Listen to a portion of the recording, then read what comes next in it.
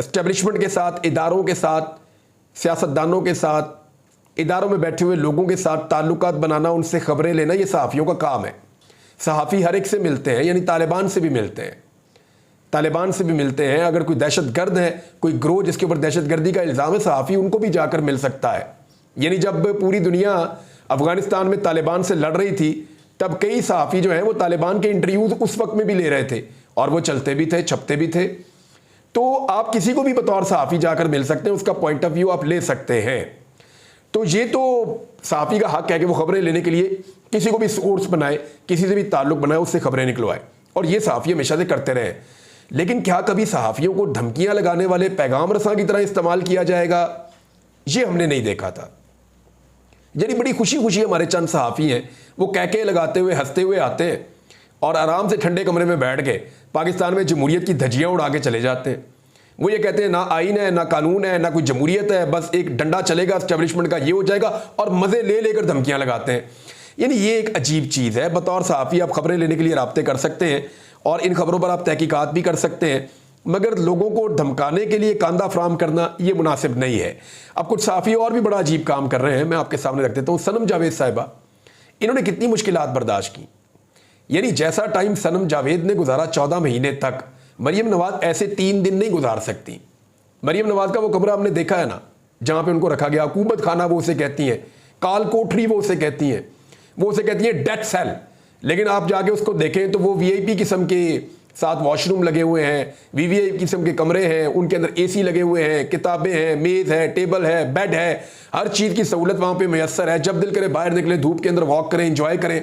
Sweets इनको मिले हुए हैं, नवाज शरीफ को और मरियम नवाज को। जेल के अंदर इन्होंने तो ऐसी ज़िंदगी गुजारी है। ज़रा एक दिन 8 घंटे 9 घंटे धूप के अंदर, ये जिस तरह की वैन के अंदर लाया जाता था सनम जावेद को, आलिया हमजा साहिबा को, उस वैन में ज़रा बैठ के तो दिखाएं एक दिन, अंदर पिघल ना गए गर्मी से तो फिर मेरा नाम बदल दीजिएगा। मरियम नवाज साहिबा उस तरह की सख्ती 3 घंटे बर्दाश्त नहीं कर सकती, जैसी सख्ती 14 महीने तक सनम जावेद बर्दाश्त करके आई है। तो उनकी जो कुर्बानी है जमहूरियत के लिए, या उनकी अपने मौक़िफ़ के लिए चले, जो उनकी कुर्बानी है, इमरान खान साहब के लिए वो खड़ी है, वो अपनी पार्टी के साथ, अपने लीडर के साथ वफादारी शो कर रही है। मरियम नवाज ने उसका अशरे अशीर भी कभी बर्दाश्त नहीं किया तकलीफ का। अब बजाय इसके कि उसको अप्रिशिएट करेंगे, यार एक पॉलिटिकल वर्कर है, 14 महीने मार खाई, ख्वाजा साद रफीक जैसा बंदा भी चिल्ला उठा के यार बस कर दो, बहुत हो गई है, तो बजाय इसके कि उसको अप्रिशिएट करें, आप ये कहें कि यार पाकिस्तान में जमहूरी कल्चर है, लोगों की जमहूरी सोच है, लोगों ने मारे खाई हैं, हम अप्रिशिएट करते हैं, ये कहने के बजाय आप उसकी किरदारकुशी कर रहे हैं और चंद सहाफ़ियों से किरदारकुशी करवा रहे हैं। वो अपने वालिद के साथ बैठी है तो कुछ लोग उस पर एतराज़ करेंगे कि वालिद गिरामी के साथ क्यों बैठी है। उनके भाइयों जैसा है वकील मियाँ अली अशफाक, और मैं जानता हूँ अली ने मेरे सामने ये बात की हुई है कि यार ये मेरी बहनों की तरह है, मैं इनको निकाल के लाऊंगा, इमरान मुझे तकलीफ होती है।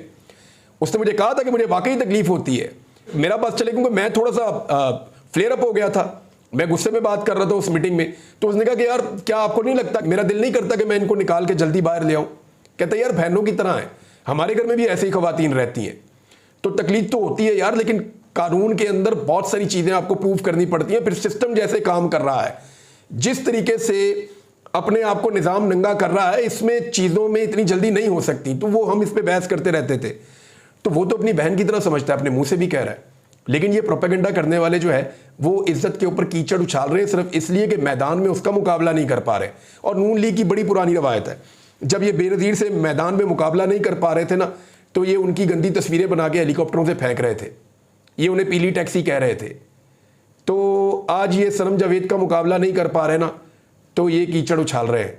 ये इमरान खान का मुकाबला नहीं कर पा रहे, वो तो एक कारकुन है इमरान खान की, अदना कारकुन है, उस तरह के और बेशुमार है पाकिस्तान तहरीक इंसाफ में। असल जो जिन है वो तो इमरान खान है, ये उसका मुकाबला नहीं कर पा रहे, तो लगातार उस पर कीचड़ उछाल रहे हैं।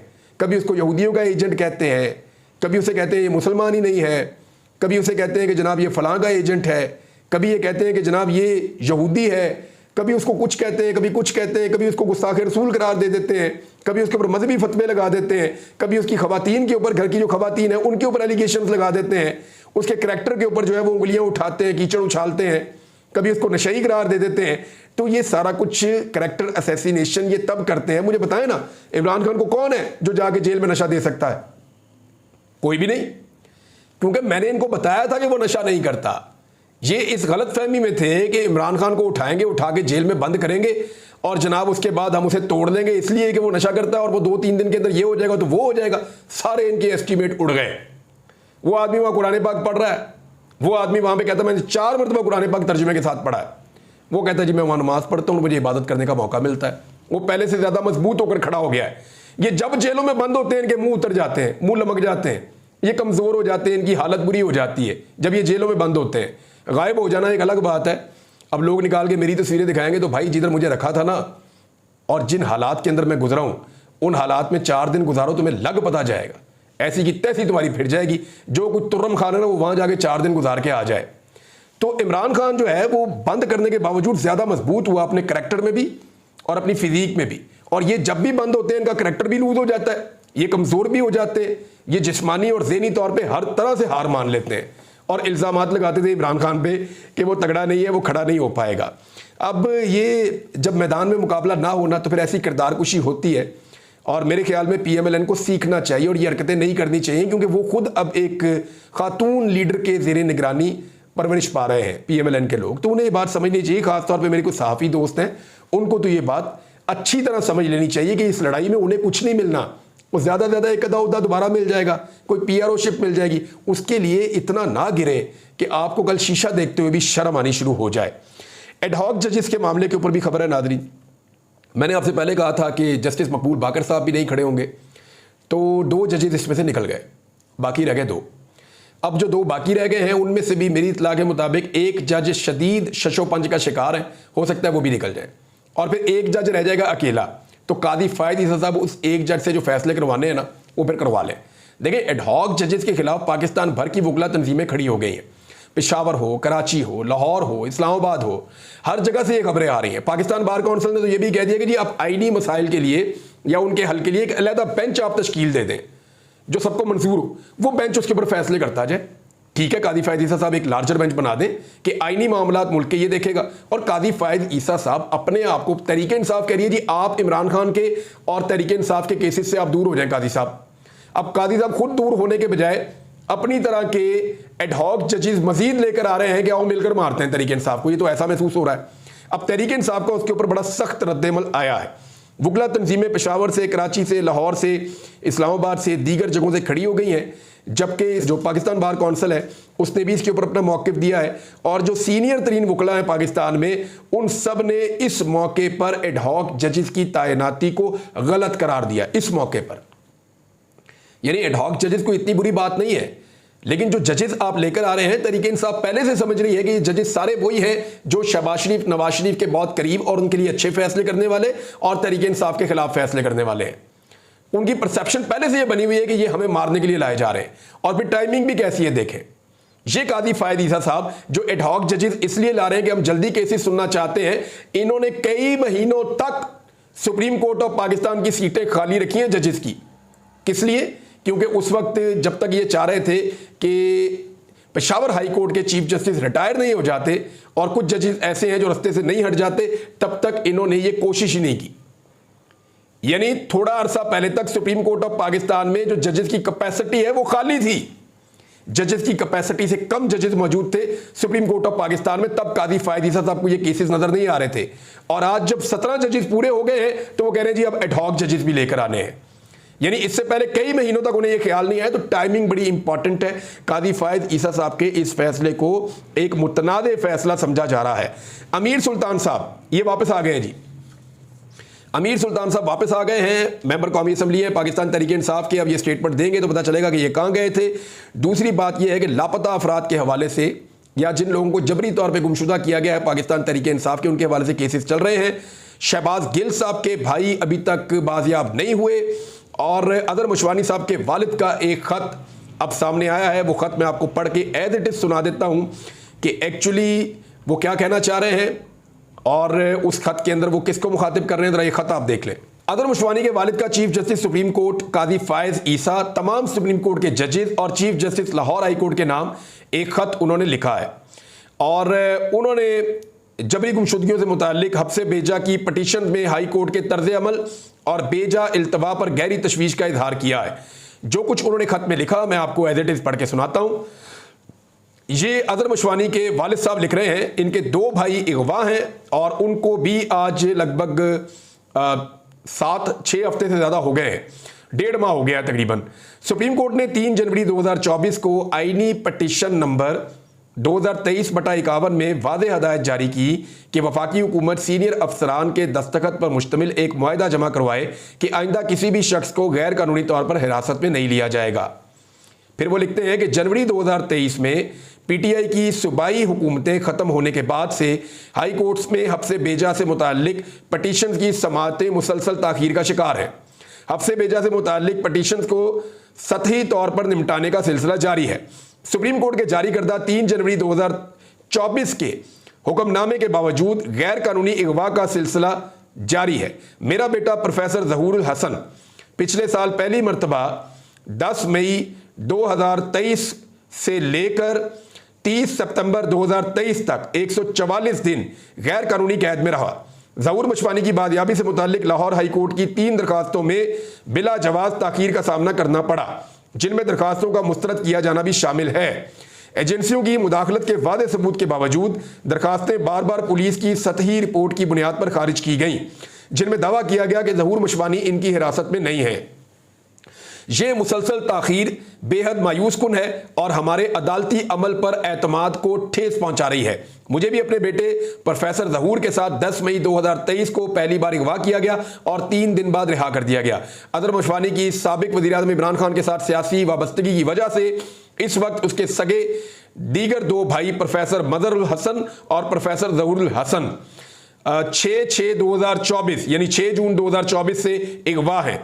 Green town police station Lahore में FIR नंबर 2598/2024 दर्ज की गई है और writ petition number 36124/2024 Lahore high court में जस्टिस शहराम सरवर की अदालत में ज़ेर इल्तवा है।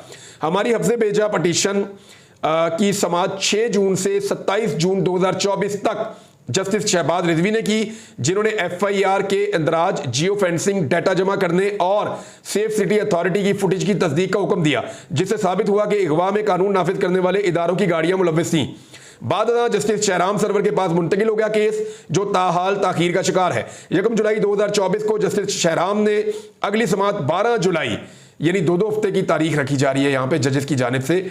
और ये एक इंतहाई अहम मामला है कि एक बाप के 2 बेटे जो हैं, दोनों प्रोफेसर हैं, पढ़वाने का काम करते हैं, दोनों का सियासत से कोई ताल्लुक नहीं है और दोनों अगवा है। 12 जुलाई 2024 तक मुलतवी कर दी। 12 जुलाई को समाअत मजीद 12 दिनों के लिए यानी 24 जुलाई 2024 तक मुलतवी कर दी गई है। दोबारा 2 हफ्ते की तारीख दे दी। सूरत हाल की फौरी और संगीन नौयत के तनाजुर में यह मुसलसल इल्तवा हमारे लिए शदीद परेशानी का बाइस है, जिस पर अदालत से फौरी कार्रवाई की इस्तदा है। मेरे बेटे अजहर मशवानी को प्रोफेसर मज़हर और प्रोफेसर ज़हूर के अगवा के पहले 3 हफ्तों के दौरान 3 धमकी आमेज व्हाट्सएप कॉल्स मौसूल हुई। अगवा कनिंदगान ने अजहर मशवानी से मुतालबा किया, अजहर मशवानी लंदन में, बरतानिया में, उनसे मुतालबा किया कि वो 8 फरवरी के इंतखाबात के बाद पोस्ट की गई अपनी ट्वीट्स और किसी और अकाउंट से पोस्ट की गई ट्वीट्स डिलीट करें, खसूसन वो ट्वीट्स जो कि एस्टेब्लिशमेंट, इंतखाबी धांधली, 1971 और पाकिस्तान में इंसानी हकूक़ की खिलाफ वर्जियों से मुताल्लिक थीं। अगवा कुनिंदगान ने अजहर मशवानी से यह मुतालबा भी किया कि हम अपनी लाहौर हाई कोर्ट में दायर करदा पटिशन से दस्तबरदार हो जाएं।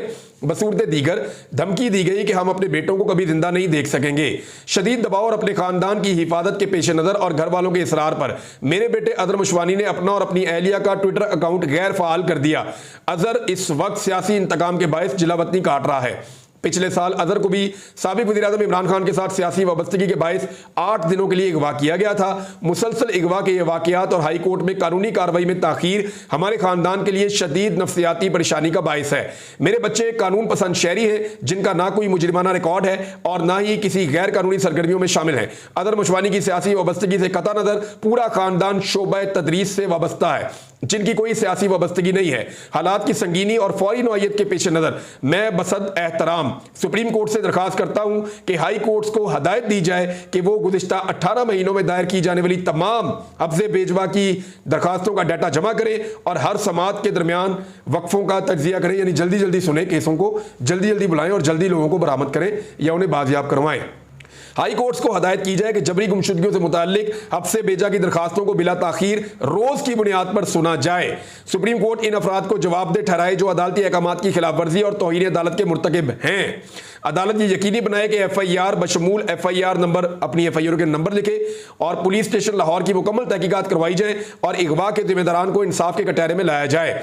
अदालत कानूनी मदद के लिए अपनी मुश्किलात को रिकॉर्ड पर लाने वाले मुतासरा खानदानों की हिफाजत यकीनी बनाए ताकि उन्हें मजीद हरासानी और धमकियों से बचाया जा सके। सुप्रीम कोर्ट की फौरी मुदाखलत और कड़ी निगरानी इन लातादाद खानदानों के लिए इंसाफ को यकीनी बनाने में इंतहाई अहम है जो अपने प्यारों की जबरी गुमशुदगियां सह रहे हैं। वालिद अजहर मशवानी और ये कादी फायद ईसा साहब के नाम खत है और बाकी जजेस को भी लिखा गया है। देखते हैं कि अदलिया इन्हें इंसाफ कब तक फराहम करती है।